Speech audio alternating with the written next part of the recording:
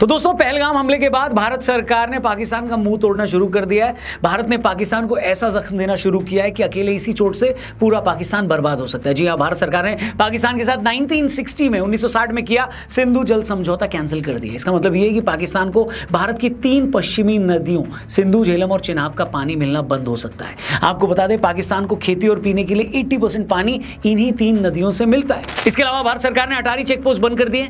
SAARC देशों के under पाकिस्तानियों को मिलने वाला वीजा बंद हो गया है। साथ ही कुछ ऐसे डिप्लोमेटिक कदम उठाए हैं जिससे पाकिस्तान को बहुत दर्द होने वाला है। इस दर्द पर तो हम आगे डिटेल में बात करेंगे, लेकिन उससे पहले उन जाहिलों की बात कर लेते हैं जिनके पेट में अलग ही दर्द उठ रहा है। दोस्तों, जब से पहलगाम में इस्लामिक जिहादियों की तरफ से हिंदू टूरिस्टों को मारा गया है, तब से जाहिलों की फौज में अलग ही पेट दर्द शुरू हो गया है। इन्हें इस बात का अफसोस नहीं है कि जिहादियों ने धर्म पूछकर बेगुनाह हिंदू टूरिस्टों की हत्या कर दी। इनका दर्द यह है कि पहलगाम वाले हादसे के बाद मुसलमानों को बदनाम न किया जाए। मतलब कैसे ये लोग यार। इन्हें इस बात का अफसोस या दुख नहीं है कि 2 दर्जन निहत्थे हिंदुओं की सिर में गोली मारकर उनकी जान ले ली गई है, मगर इन्हें इस बात का बड़ा बुरा लग रहा है कि कुछ लोग इस हमले के बाद एक खास कौम को गाली न दे दें। और तो और रॉबर्ट वाड्रा ने तो पहलगाम में हिंदू टूरिस्ट की हत्या को भारत में मुसलमानों के खिलाफ जुल्म से भी जोड़ दिया। Are you serious? समझ में नहीं आ रहा कि इस पर रिएक्ट भी क्या करें। इस बात पर तो मैं बाद में आऊंगा कि इस देश में किस पर जुल्म हो रहा है, किस पर नहीं हो रहा है। पहले मैं ये पूछना चाहता हूं कि अगर इतने लोगों की मौत पर आप ये कहते हैं कि ये लोग तो इसलिए मारे गए क्योंकि देश में ये सब हो रहा है, इससे ये लगता है कि आप इतने लोगों की मौत को, उनके कत्लेआम को जस्टिफाई कर रहे हो। पति को मार दिया। और किस माइनॉरिटी पर जुल्म की बात कर रहे हैं आप? ज्यादा पीछे क्यों जा रहे हो? अभी कुछ दिन पहले मुर्शिदाबाद में क्या हुआ? वहां किन लोगों को घर छोड़कर जाना पड़ा? किसके डर से घर छोड़ना पड़ा? क्या ये बताने की जरूरत है? किसके डर में होने की बात आप लोग कर रहे हो भाई साहब? इसी देश में कमलेश तिवारी की हत्या कर दी जाती है, इसी देश में कन्हैया लाल टेलर की हत्या कर दी जाती है, और फिर आप कहते हैं कि फला लोग डरे हुए हैं। This government will try and show that, talk about Hindutva, and the minorities feel uncomfortable, and they feel trouble. मुझे समझ में नहीं आता कि आखिर कब तक इस देश की पॉलिटिक्स इस तरह की बातें करके एक सेक्शन के कट्टरवाद पर पर्दा डालती रहेगी। मेरे को समझ नहीं आ रहा। आपको याद होगा 2021 में जब कश्मीर फाइल्स फिल्म आई, तब भी एक सेक्शन ने चिल्ला कर उस फिल्म को प्रोपेगेंडा फिल्म बताना शुरू कर दिया था। तब भी इन्हें इस बात की फिक्र थी कि फिल्म में एक खास कौम के एक भी आदमी का पॉजिटिव कैरेक्टर क्यों नहीं दिखाया गया। मतलब इन्हें फिल्म में दिखाए हिंदू पंडितों के कत्ल को देखकर रोना नहीं आया, इन्हें फिल्म में दिखाए हिंदुओं के पलायन को देखकर तरस नहीं आया, इन्हें फिल्म में दिखाई जिहादियों की जातियों को देखकर गुस्सा भी नहीं आया, लेकिन इन्हें इस बात पर बड़ा गुस्सा आया कि जिस सेक्शन के लोगों ने हिंदू पंडितों को, कश्मीरी पंडितों पर इतने जुल्म किए, उस सेक्शन का एक भी आदमी पॉजिटिव लाइट में क्यों नहीं दिखाया गया।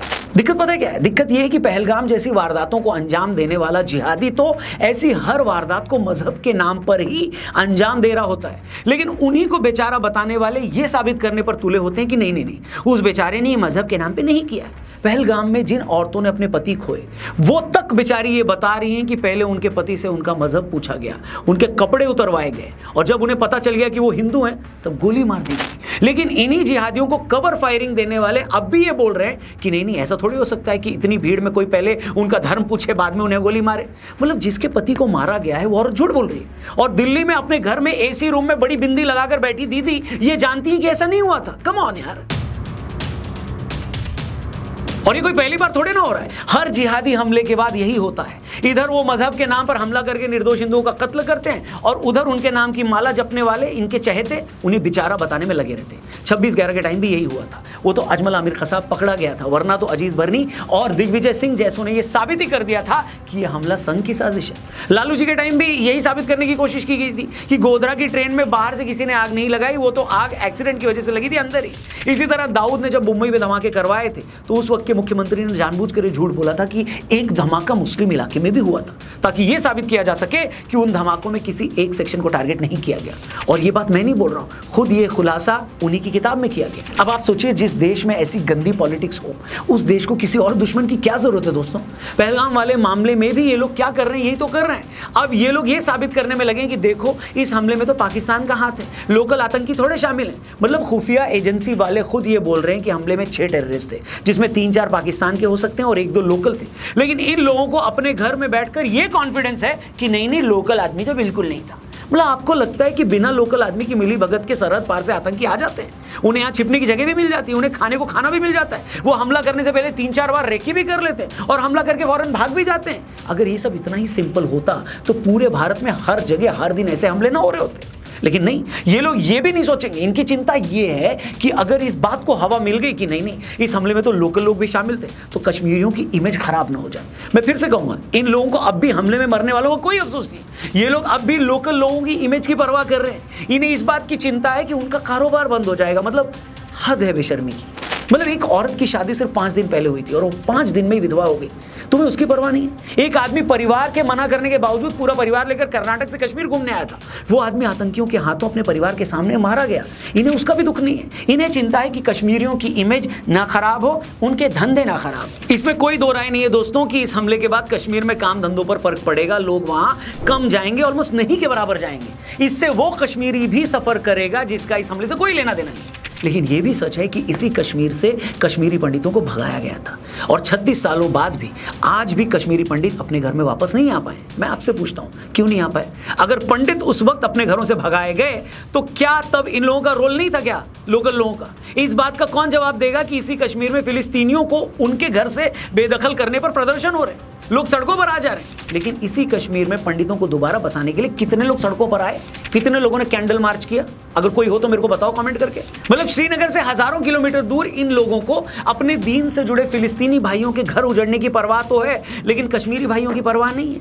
वो पंडित जो इस कश्मीर के असली वारिस हैं, इसके मूल निवासी हैं, और फिर आप कहते हैं कि इस प्रॉब्लम को मजहब से न जोड़ा जाए। Very good. इसी कश्मीर में बुरहान वानी जैसा आतंकी मारा जाता है तो लोग सड़कों पर आ जाते हैं, लेकिन इसी कश्मीर में जब जिहादी किसी कश्मीरी पंचायत सदस्य को, किसी पुलिस वाले को मार देते हैं तो कितने लोग सड़क पर आते हैं भैया, ये जरा बताना।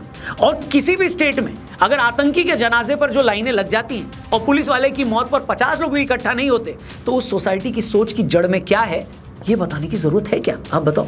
मुझे सबसे ज्यादा हैरानी इस बात की होती है दोस्तों कि लोग कहते हैं कि आज तो कश्मीर में कितने टूरिस्ट आ रहे हैं, थिएटर खुल रहे हैं, लाल चौक पर रोशनी हो गई है, देखो सब कुछ कितना अच्छा है। मैं पूछता हूँ ये कैसी खुशी है? टूरिस्ट इसलिए आ रहे हैं और उन्हें इसलिए वेलकम किया जा रहा है क्योंकि वो अपने साथ पैसा लाते हैं। कश्मीर को हर साल 8000 करोड़ रुपए से ज्यादा इन टूरिस्टों से मिलता है। अगर हालात इतने ही वेलकम करने वाले होते तो क्यों इसी कश्मीर में यूपी बिहार से आए मजदूर मार दिए जाते हैं?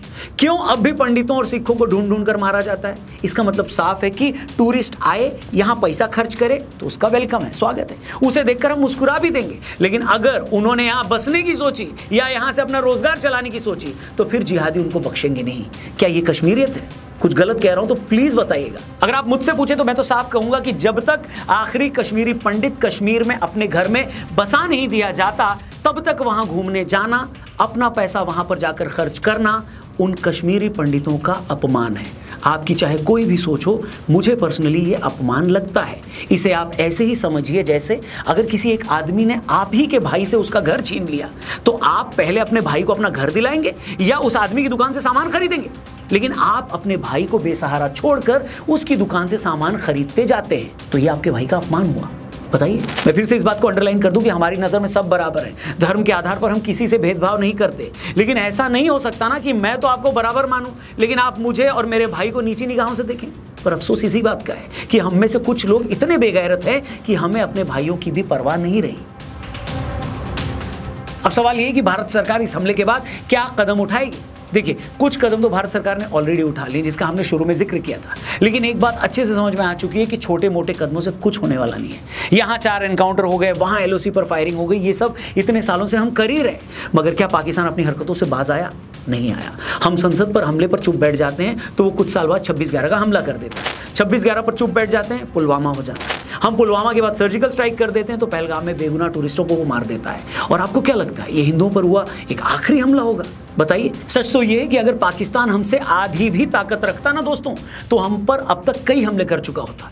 जिस दिन उसे लगा कि वो भारत को हरा देगा वो भारत के खिलाफ पूर्ण युद्ध छेड़ देगा।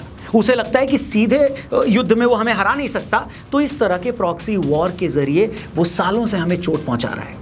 अब एक सवाल भारत सरकार को, मोदी जी को खुद से पूछना पड़ेगा कि ये सब और कितने सालों तक चलेगा? क्या इसका कोई परमानेंट इलाज है या नहीं है? और इसका एक ही परमानेंट इलाज है जिसका जिक्र पूरे लोग, पूरे देशवासी, हमने भी अपने पिछले वीडियो में किया था। सरकार को ऐसी कार्रवाई करनी चाहिए कि वो 7 पुस्तक तक भूल जाए किसी को मारना। भले ही अंजाम कुछ भी हो, लेकिन इस बार पाकिस्तान को ऐसी चोट पहुंचाई जाए कि वो दोबारा अपने पैरों पर खड़ा ना हो पाए।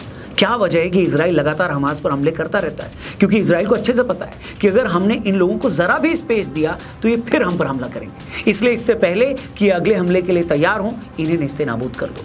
जब तक आतंकवाद को खत्म करने में हम भी इजराइल जैसी विल पावर नहीं दिखाएंगे, पहलगाम जैसे हादसे होते रहेंगे। मोदी जी से पूरे देश की यही रिक्वेस्ट है कि इस बार इस इस्लामिक जिहाद का परमानेंट इलाज करिए। हम और बेगुनाह हिंदुओं को मरता नहीं देख सकते। बाकी आपको अगर मेरी बात सही लगी हो तो कमेंट करके ज़रूर बताइए। हो सके तो इस वीडियो को अपने दोस्तों से ज़रूर शेयर करिएगा। फिलहाल के लिए इतना ही। अपना ख्याल रखिए, सेफ रहिए। जय हिंद, जय भवानी।